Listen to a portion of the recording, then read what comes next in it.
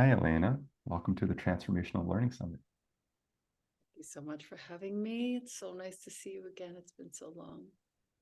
Yeah, it's wonderful to see you again. And um, I guess a little bit of background is that you've been someone that I've known about as a yoga teacher since living in San Francisco in 2011. And so it's been really awesome for me to watch your journey. And one thing I've really appreciated about that is just the quality of authenticity and devotion that I um, notice about you that really makes just who you are stand out for me as a yoga teacher and as somebody who works in the space of transformation. And I'd love to start the conversation there. Is this what what does the word transformation mean to you? What's your relationship to that term? So, for me at this moment in time, what is emergent is that on Christmas Eve, uh, we did an intervention as a family with a dear family friend who happens to be 17, turning 18. And this family friend matters greatly to us. His addictions got out of control. He ran into what could have been some potentially legal trouble. And we took it upon ourselves to have this very incredible and indeed transformative intervention with him. He now has 5 days sober from alcohol and has begun working in step one and into Mm, step two. Um, to me, that is the ultimate transformation. And I and my partner have been sitting in on the meetings for these last few days over Christmas every day. And boy, we've had a transformation of our own. If you're listening or watching and you haven't been to an Alcoholics Anonymous meeting, it's such a wonderful structure for healing and transformation. It's so welcoming. It's so full of an education that one could never get in a class or a school. It's a life. It's so many different kinds of people, different ages, different walks of life. Everyone is there to either be welcomed or to welcome someone. And that welcoming is the word that sort of shines for me right now as I think about what causes transformation in those rooms is that mm, welcoming. And I'm just now, it's been 5 short days. The kid is already a different person. His face is already changing. His demeanor has shifted. I pray that it continues. I pray just for today that it continues. And I feel like that lesson in welcoming and sitting in the rooms again um, can inform a great deal of how I move forward in my own work and in my mm, own relations. So I'm very mm. grateful for this question because that's where it's at for me right this second. Mm. I love that emphasis on welcoming because it also opens up for me um, just the nature of everything that can be welcome. One is just feeling welcomed in the space, but also welcoming everything that's inside you that maybe hasn't had a space to be acknowledged fully or received in the way that it can be. And I think that's a deep part of the transformational process. I'm curious, since you are so recently kind of exposed to um, the environment of the AA program, is there, beyond the welcoming, is there anything that stands out for you as part of the building blocks of what makes that space transformational in a way? I mean, you shared that your friend here 5 days in, and he already feels like a different person. There's already feels like there's been this shift there. So what is it in the building blocks of that environment that offers this transformation? As the parent of a teen, I think there are a couple of things that are happening that are really positive. And one is we've deposited this kid into a setting of adults of all ages, from their 30s all the way into their 80s, in the room, who are healing. And these adults, in giving him the feeling of being seen, Mm, hey, I'm so happy you're back. It's your third day. It's your fourth day. It's your fifth day. And giving him the feeling of being seen, he is able to release the narratives, the very destructive narratives that are present in this time, being a teenager. In the world of social media, people have been bullying him on social media for what happened and for his recovery. And just to be in a room of adults who respect him as an equal, who treat him like an adult, and who presume his path and provide his path, I think that's everything. Mm. Yeah, really, I'm really so happy about it. And all of these folks, just incredible love, care, and respect, dignity in the room that he wouldn't have gotten ever from his friends who don't know any better. That I think is part of the transformation, to be sure. Mm. There's something so understated about feeling seen. I really feel like this is the greatest gift that you can offer somebody is presence, but that almost gives it this, it doesn't quite convey the weight of what's available there. Presence in the sense of really receiving a person, really seeing that person. And when a person feels that quality of presence, when you encounter somebody that is just with you and sees you in that way, that's profound. That's so healing. Yeah, I can feel it. I can feel it in the kid's cells, just working its Wow. way through him and fortifying him, healing him, transforming him, just reminding him like, hey, there's a whole world beyond this small pod of your high school friends, quote unquote. There's a whole world ready to feed you if you would but just turn your head a little bit and receive it and also be received. Stunning.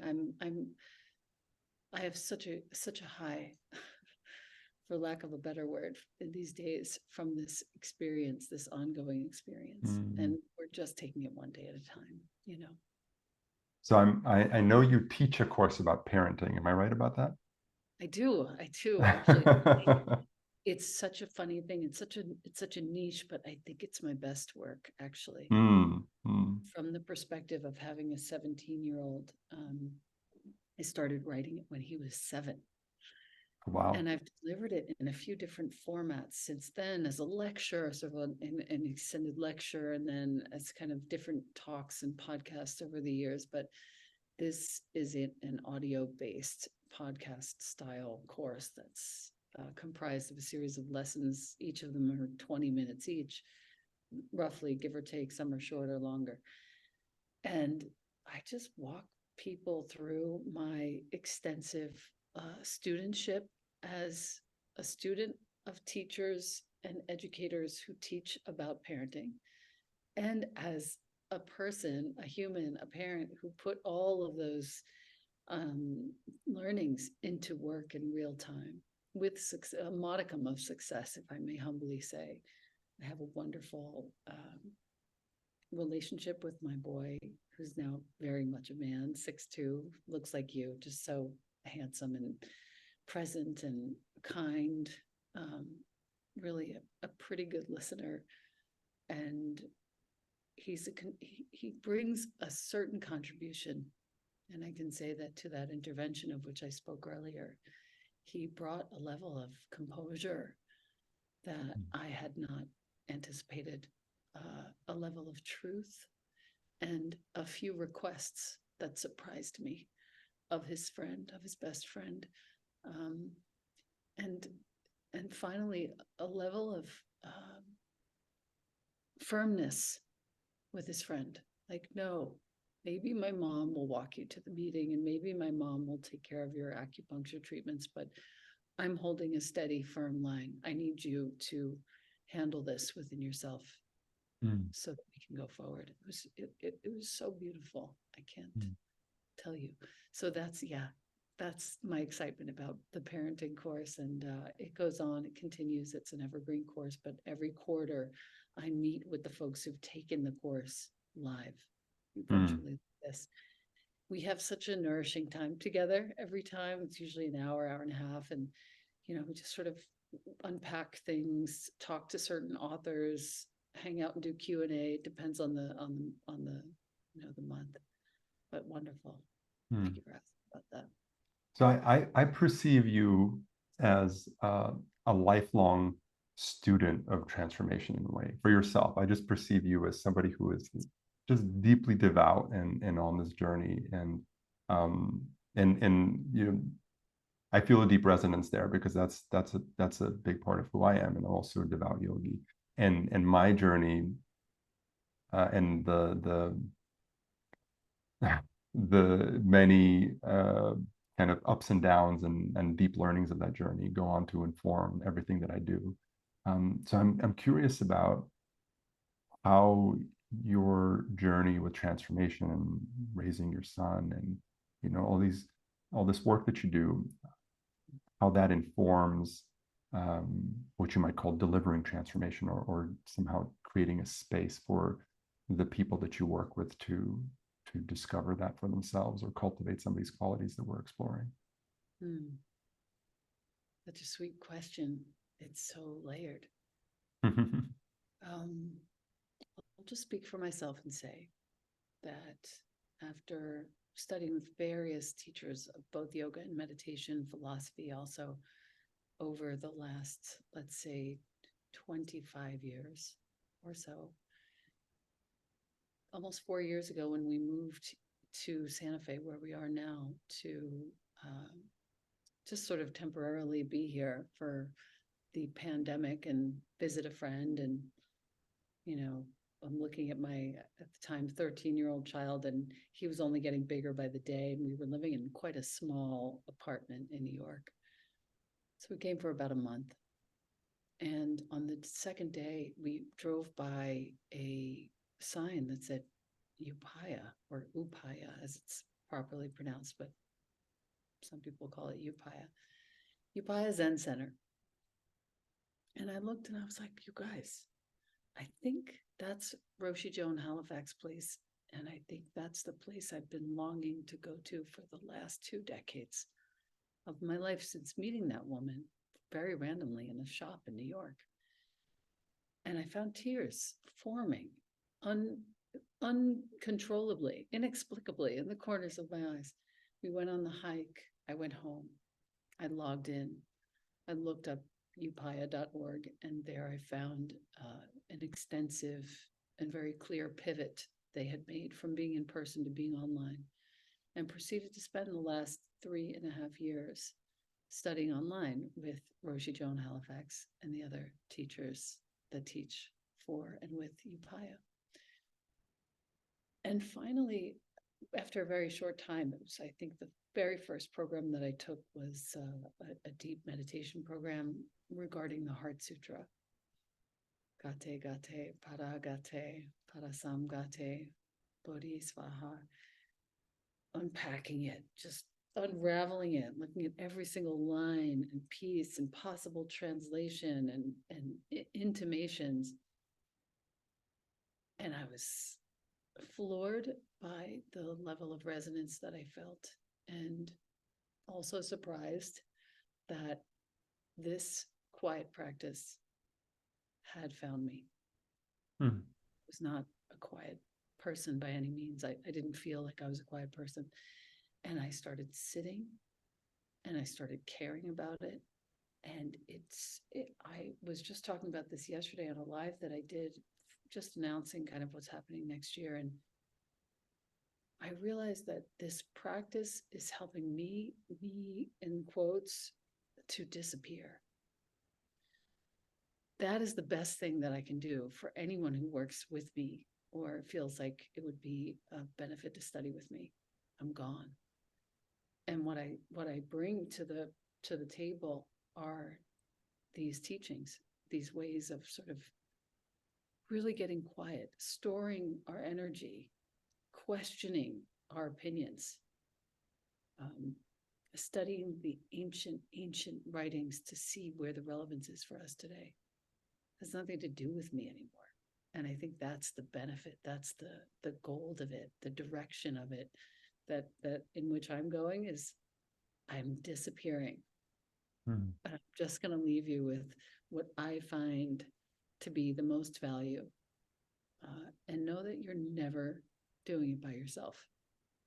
There's always a whole litany of teachings, teachers, thousands of years of practice, deep practice, backing us up. And that's all I've got. Hmm. I really feel that resonance as you share that. Thank you. How do you so I'd love to get a little specific here if this is present for you, but are there any specific ways that you take what you just shared as a top level intention and weave it into the structure of a learning experience? And I guess I'll add one more nuance because I love this notion of uh, like I'm not here, like I'm like disappearing, or for me the word that is present for me is a certain quality of emptiness. And I'm curious if that is something you ever think about cultivating with your students. Like how do you help a person potentially discover the same space that you've discovered?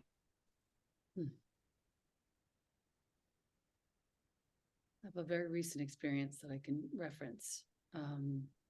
Took a group, as I do every December, on a retreat, specifically yoga and meditation retreat with some writing we woven in.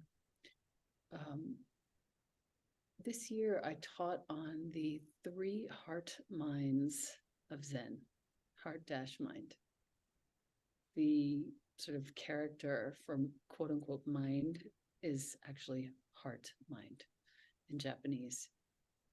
These 3 heart minds were named and discussed in a book called the Tenzo Kyokun, or the instructions for the cook being the Tenzo. This was written in the 1200s by the sort of founder of the tradition that I study, which is Soto Zen. His name is Eihei Dogen, named after the mountain. He wrote this list of instructions and ways to care and ways to think and ways to be for the cook at the monastery who he felt wasn't quite caring in the way that he should about his work. These instructions are now carried forth in every Soto Zen monastery to date, and they serve in very real ways. A verse is read every day in the kitchen where I practice, and in most of the kitchens where Soto Zen is practiced, I would imagine.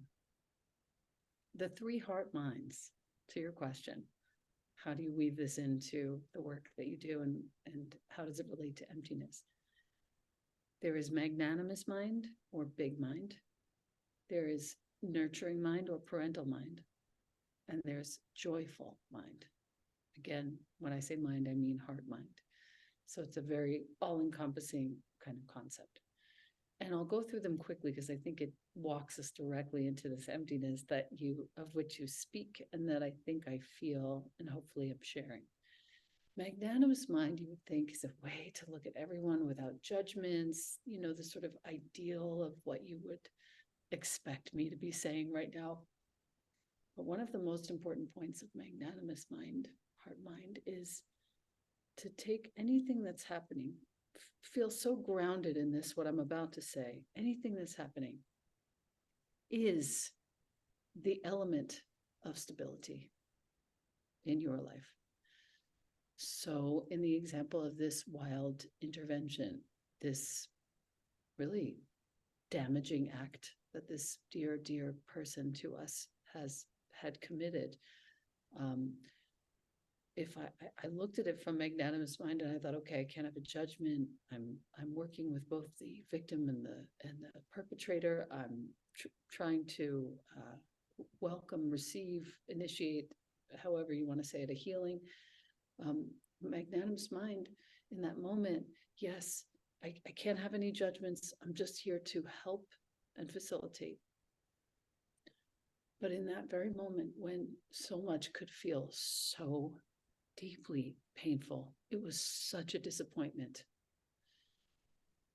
That's the element of stability in my life.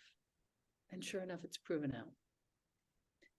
As you can imagine, looking at something as dire as what we were working with this week, as the element of stability, causes a very certain segue, almost like a little rivulet of water in a little tiny groove in the ground toward parental mind or nurturing mind. Okay, how can I really treat this leaf of lettuce, grain of rice, human being, human suffering, as a nurturing parent would treat it or them? What can I do? How can I move off of my little, stuck, contracted agenda that has to do with my cognition and intellect and into, oh, I'm just about to take the most perfect bite. You want it here. I mean, which happens all the time still. And without thinking, how do I become that force in this situation? Parental mind. And it can apply to anything. You don't have to be a parent. If you're watching or listening, you can be anything at all. Handling your pet, you can be handling your friend, your parent, your sibling. How do you practice parental mind and know that it is nourishing you as well as the person on whom you're practicing?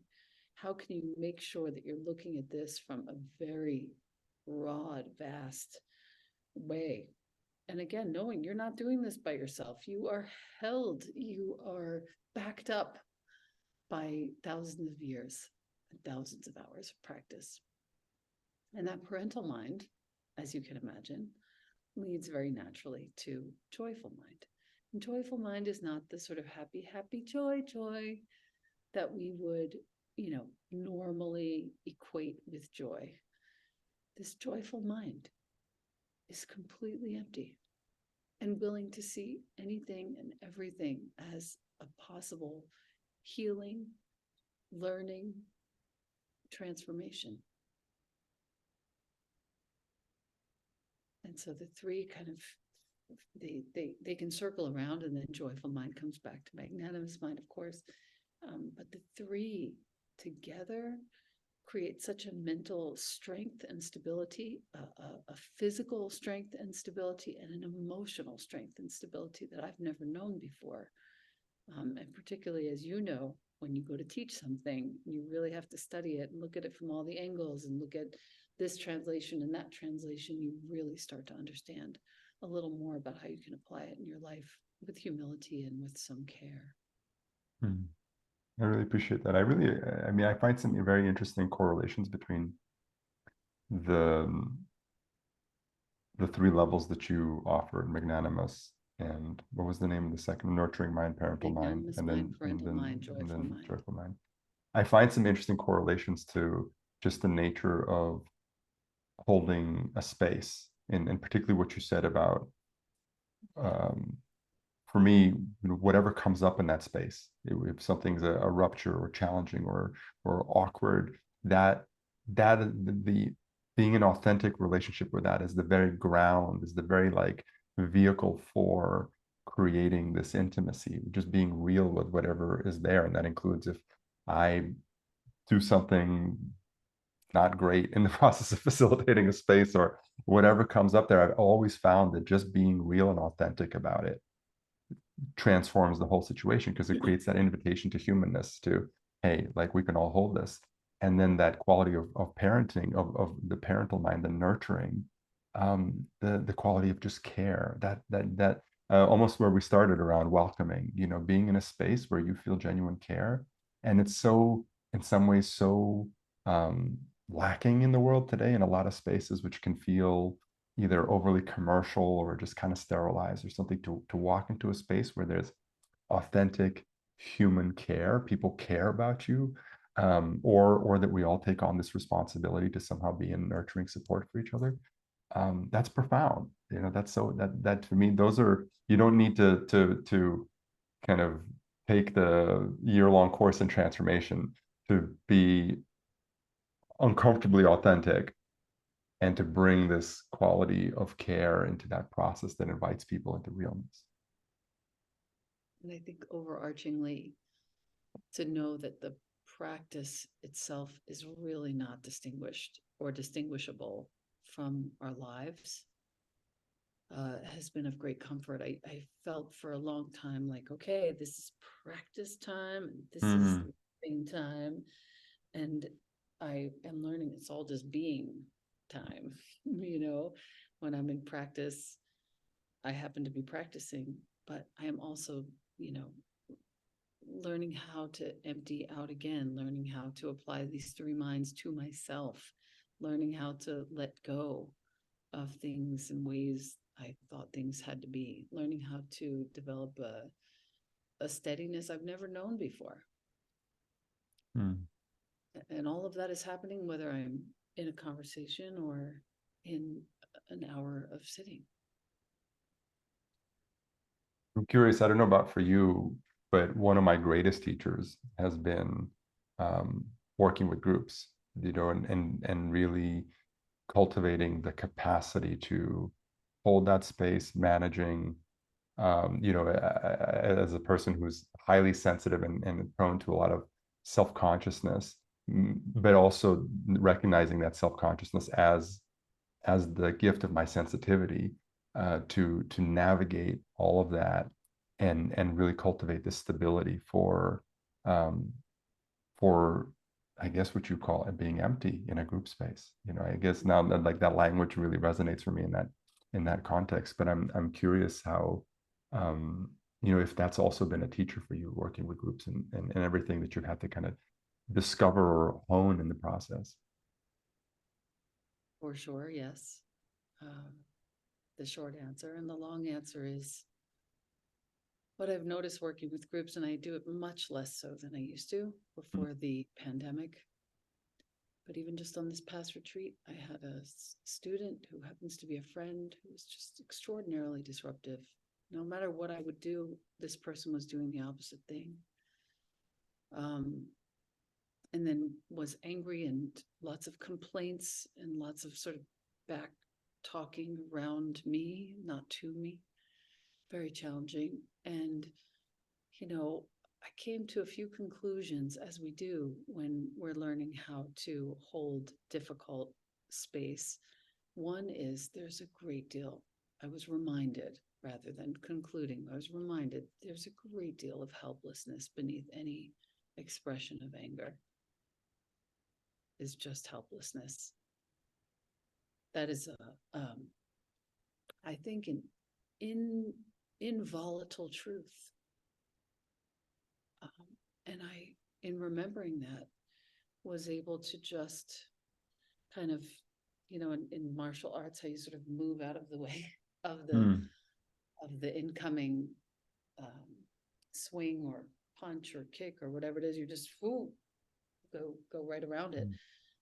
And I was able to go right around it. And I actually got to lay down some ground rules within myself and with this person.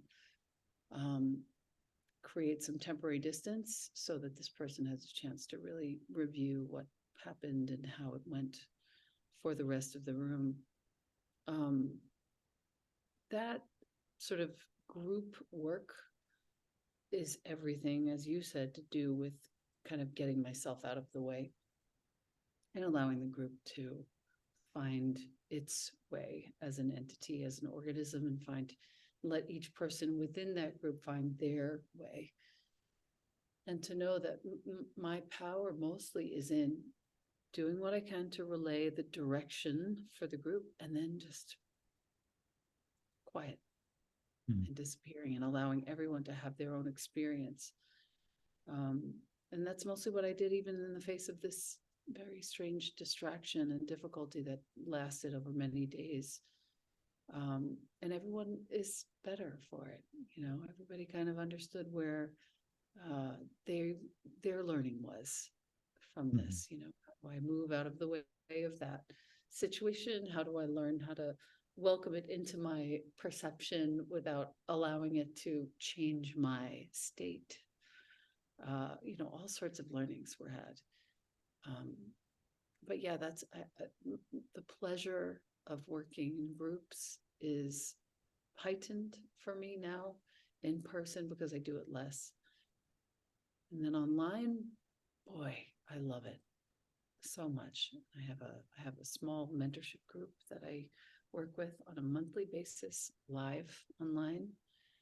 And then I make separate pieces of content to support what we're talking about that get installed into the evolving library of content. I truly feel honored to be able to facilitate any transformative conversation for folks online. I think there's an art to it. I think you have that art well under your belt in terms of your great listening and attention. And I think that a lot of it is the same as with an in-person group where grab the information, offer it as you've experienced it with some sort of personal relaying communication, and then invite the folks with whom you're working to have their own experience and apply it in their own lives. And it's simple. It's a very simple equation, but it really does help to have people together creating that opportunity for one another. And that's, I think, what I love the most about it, actually. There's so much richness in what you shared, but I want to just circle back to this person, the challenging person, because I feel like this is a juicy territory, because inevitably, if you're working with a group and you're inviting authenticity and presence and all these things,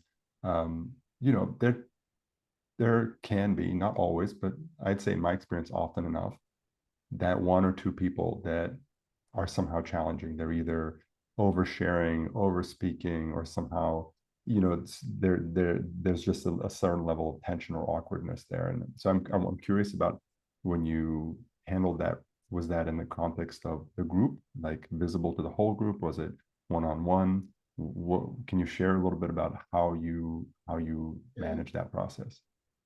Yeah. So, as I said, it's a friend of mine.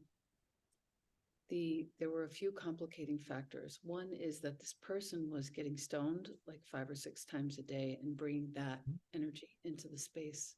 Where most of the other people, not all, but many, are actually in recovery.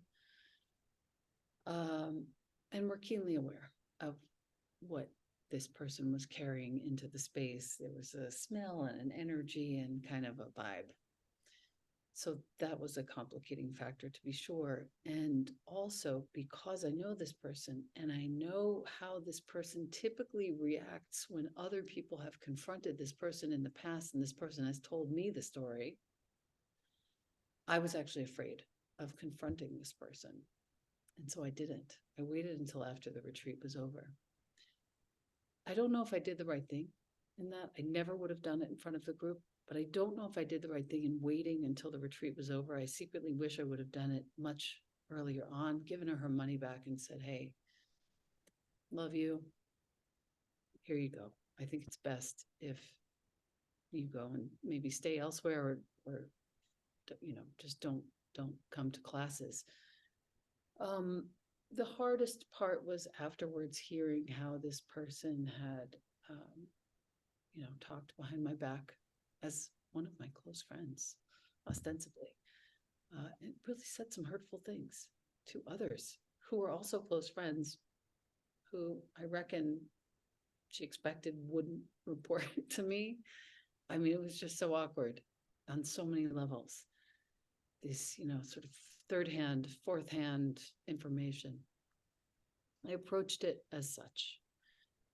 Gave her a phone call and I said, I really love you. And I really need some space in this friendship. I've been presented with a great deal of traumatic secondhand gossip that I don't appreciate. This is all coming from close people, all of whom have agreed that I am allowed to talk to you about this.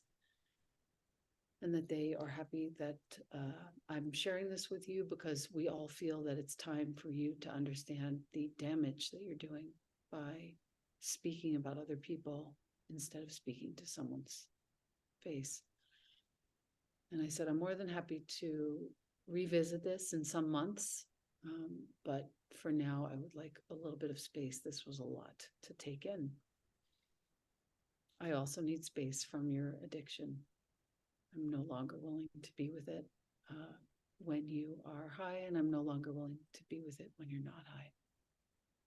When you are high, you're not there, and when you aren't high, you're very angry. And there were other incidences of her anger coming out in really inappropriate ways, particularly with the staff of the place. It was really wild. It's so wild. I could never get to the bottom of it. In any case, I then wrote all of my points down on a text, because I remember being a person in recovery, what it was like to smoke weed all the time and not be able to like put a string of thoughts together properly. So I wrote all these 7 points down. I sent them to this person in a text, and I said all the things that I said on the phone, and that in some time when you're ready to let me know how you would have done most of this differently given another opportunity, I'm super happy to listen and receive your apology. And everyone who had reported the gossiping and the sort of backstabbing talk to me, they all felt so relieved by the fact that I had finally spoken up to this person, because all of them had wanted to say similar things in the past or had similar experiences and were afraid to say anything. So that's the long story of it. And I'm sure that I could have done a better job of facilitating some kind of healing. I'm sure that, maybe there was some other way around or about this. But I feel very clear and clean in the delivery of my heart here. And I don't think this friend will ever come back to my retreat. And I have hopes that she will come to me in some time and speak with me about what happened. And I can offer her some sort of radical hospitality and welcome her back into my life in some way. I love that, because I mean that's a very specific example, but what is common for me in the context of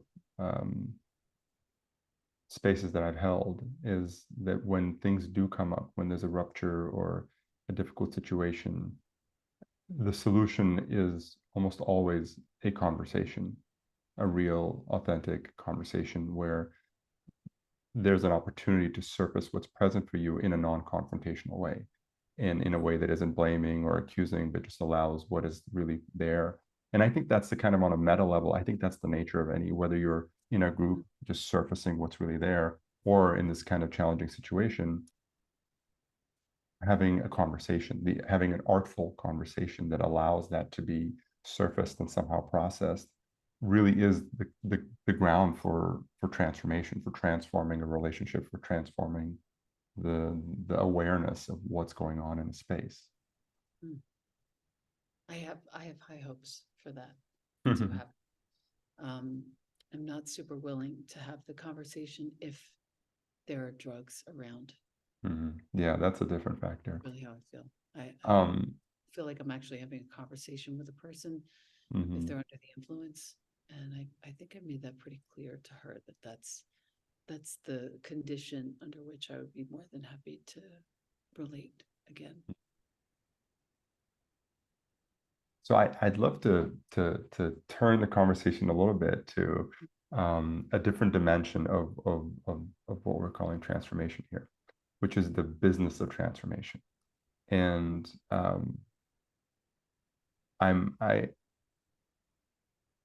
I think almost by any measure, you've been a very successful yoga teacher in the context of the business of what might be called mindfulness teaching or yoga teaching. And I feel like that's such an interesting territory when it comes to working in a space of transformation, is in one way or another selling transformation. And I wonder if you might share some reflections on that journey for yourself, if there was a moment in time when it was difficult for you to sell your offerings, and if anything in particular shifted for you, or how you think about that now. Thank you for that question. Thank you for your great listening overall. I started teaching yoga in 1998. There were like 2 studios in Manhattan, and it was Iyengar and Jivamukti, and there was nothing else happening.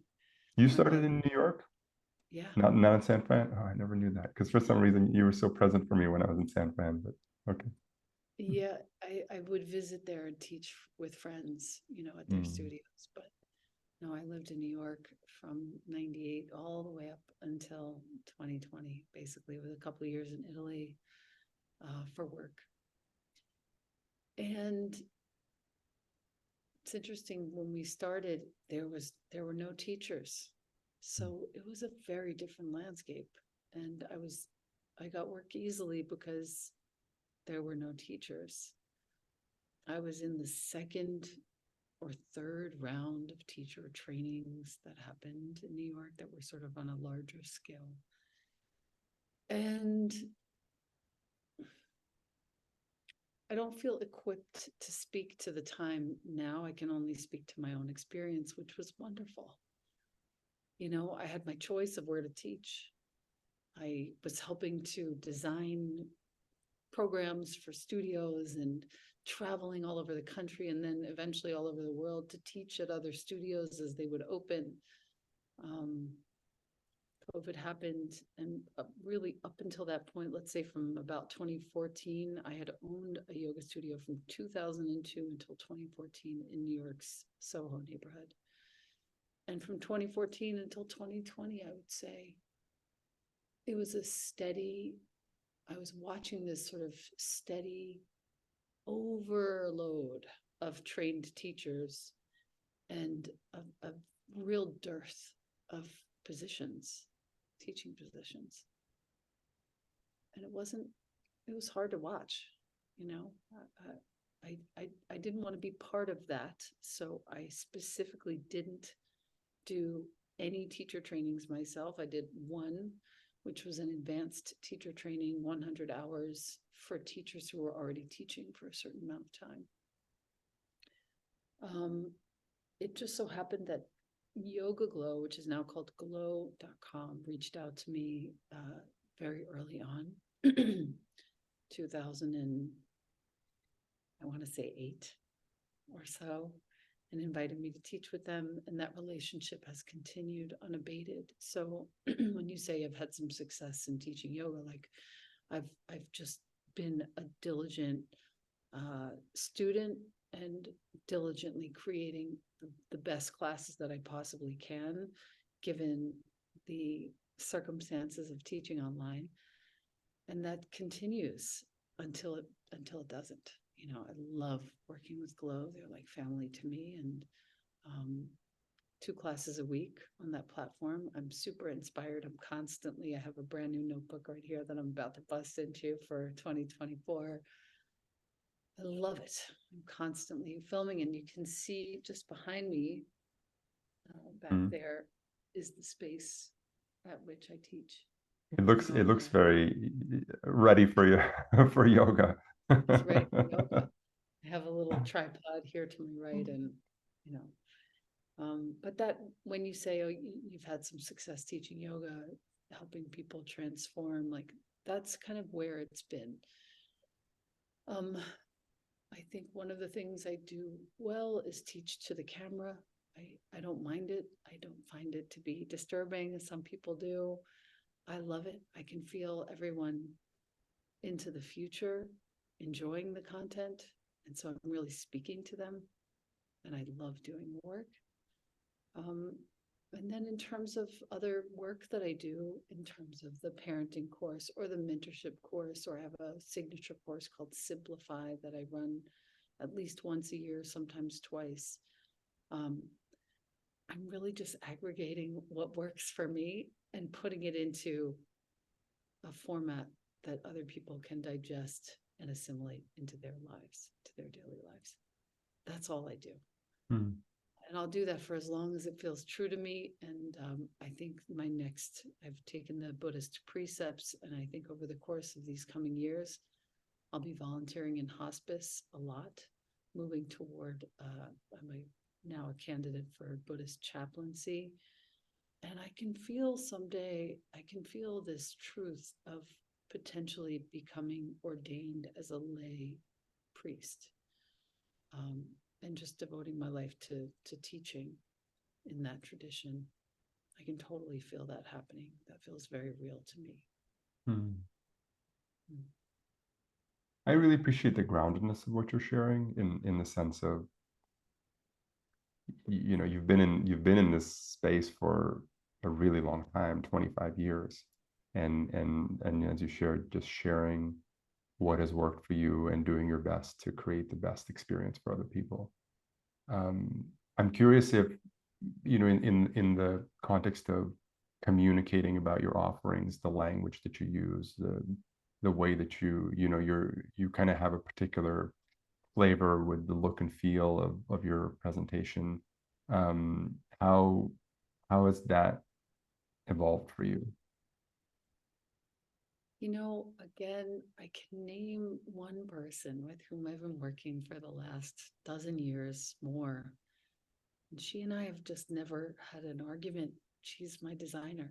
And I say, okay, I'd really love to teach something like this. And she says, okay. And do you have any imagery that you're thinking about? And we'll toss around a Pinterest board or two. We have a wonderful synergy in our taste, um, our love of tiny miniature art, all the way to the way that we design the pages and the courses that we create together. I like to keep it as simple as possible, as pleasing to the eye, to the mood, to the heart as possible. And it's quite simple. If you, our viewer, if you go and look at the coursework that I do, there's a similarity and a similar thread, as you said, Lorenz, to all the different things that I do. And it's not that special, you know. It feels welcoming. It feels like a place that one could go to really feel not a stranger, to feel the sort of subtlety of their own goodness, their own willingness, enthusiasm, even. Um, it's sort of like a blank slate, as much as possible. And that's the best that I can describe it in terms of the look and feel, the languaging. I just intend to be very inviting, very welcoming. I don't have giant thousands of people on my courses, it's a few hundred in anything that I'm doing. It's sustaining to my family in terms of income, and it's extremely pleasing to do the work for me. It's just what is true for me. And I don't purport to be bigger or more important than that.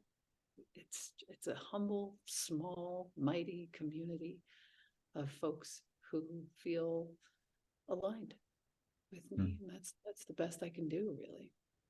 Mm. Do you write all the language yourself, the copy for your courses? I do. I don't have anybody working for me on Mm. that. I do all the writing, and Michelle, with whom I work, does all the design in the back end. Is there anything that you keep in mind when you're writing, when you're creating copy for a course? What is that process like for you? It's very simple for me. It's, would Roshi Joan be okay with this? I love that. And can I cut it by half? Mm. That's it. Mm. How can I make this as concise as possible? Mm. So everything that I do, I have written. There's nobody else writing for me or with me. And for better or for worse, I love it. I love it. I'm constantly editing myself, constantly making things shorter and more precise. And I feel like my people, my few people appreciate the brevity of the Hmm. work that I put out there. Say more about would Roshi Joan approve about that? What's the connotation there? You know, she is a very wise, studied, experienced human, 81 years young. And anything I put out there, I really consider, would she be okay with the wording of this if she were to see it? Is Even that if in the it's context of like not being manipulative with your language, or what's like, is it in the context of just the content that you offer, or is it in the energy and style of the language? all of the above. Hmm. I'm never, I could not. There's nothing to manipulate with the stuff that I'm putting out there. Hmm. Everything that I'm putting out there is literally directly from my experience. So I don't really need to sell it. You know what I mean? Hmm. I just need Hmm. to describe it aptly and succinctly and know that the right person will come along and resonate with it and Hmm. perhaps choose to join me along for the journey. Like I said, I don't have a giant audience. I have a few hundred folks. And Seth Godin, who's one of my dear teachers, always says this. I value, I treasure my smallest viable audience. That's who I'm serving. And I serve them well and I delight them and I do my best to share what will be of value to them and of benefit to their family and nothing more and nothing Hmm. less. And when I think about Roshi Joan, obviously it's a guess, and I am, I'm becoming closer with her as time goes on. Um, she has a certain, I don't want to overstate it and I don't want to understate it either. But there's a certain level of care that she offers in everything that she does. It comes from such a deep place in her inner state. And that's all I'm trying to bring. So even when, like, there are times where I'm doing a giveaway for a friend's company of skincare. I just had this example a few days ago, and I was like, okay, I really want to do this for them. It's such a great company. It's a great product. I happen to use it all the time. Whatever. How do I make this make sense? And I thought, let's have everybody just make a comment below this post with a wish for all of us for the coming year. And I'll pick one at random, and one of you is going to win an inordinate amount of beautiful, expensive skincare. And sure enough, they're like, I wake up the next day, about 80 comments, beautiful wishes and blessings for everyone. You know, I truly have no idea what I'm doing when it comes to social media. I make a feed that suits me, that delights me, that feels like my little vision board. I don't try and like please other people. I try and get the point across. I try and help to create some sort of connection between the work that I'm doing and hopefully the most important work that someone else is doing. And that's all I do. Hmm. Yeah, it's really simple. I love that. I mean, what I'm hearing is authenticity and care. Mostly care, but yes, Hmm. authenticity too. Hmm. Like if I Well, in can the sense just of what worked for you and what's real for you, and sharing it in a way that resonates with others, that quality of authenticity is what I mean. certainly. Yeah. Thanks, Elena. I think yeah, I think we covered a lot of ground, and I really appreciate just having a conversation with you about your journey with transformation and the incredible work that you do that touches. You're saying a few hundred, but I'm pretty sure you've touched a few more than a few hundred people over the last 25 years. Perhaps. My I think the most important thing that I can offer though at this stage of my life is some semblance of steadiness, and listening. And I think you're a really good example of these two things you listened super well in this interview, which is not always the case. And you've created a community, speaking of your community, that really does foster transformation and also care and also authenticity, and that has been unwavering in this commitment for a very long time. And I'm honored personally to be a part of it, anything that you're doing. So thank you. Thanks, Elena. And I think you really kind of summarized it there. The word transformation, it can be, I don't know, it can sound like bigger or more overstated than it is. And I think it's really important to recognize that it really is and can be as basic as care, as just being who you are, being seen, feeling seen in a space, truly offering that same quality to the people around you, and that quality of care that emerges.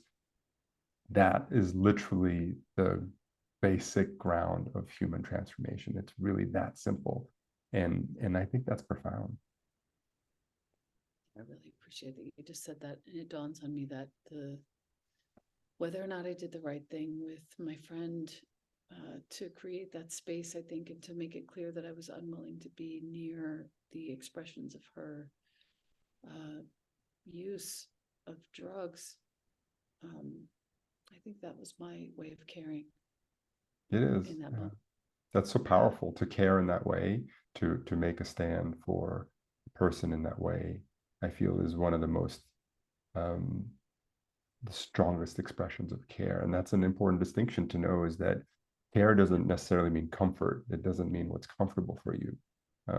Caring for another person in a real way can be uncomfortable.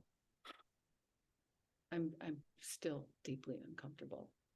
Mm-hmm. I've never done this before, and I don't like it, but I know that it's the right thing for her. And yeah, and I think in terms of your groups, individuals, whatever we can do to create the conditions for care, I think is the most important thing. And I appreciate that you have summarized it this way and ended with that. I thank you. Yeah, thank you, Elena. Thank you for your deep devotion to this path. And I'm just really grateful to hear your story and be personally inspired. Much love. Much love. Wonderful to see you.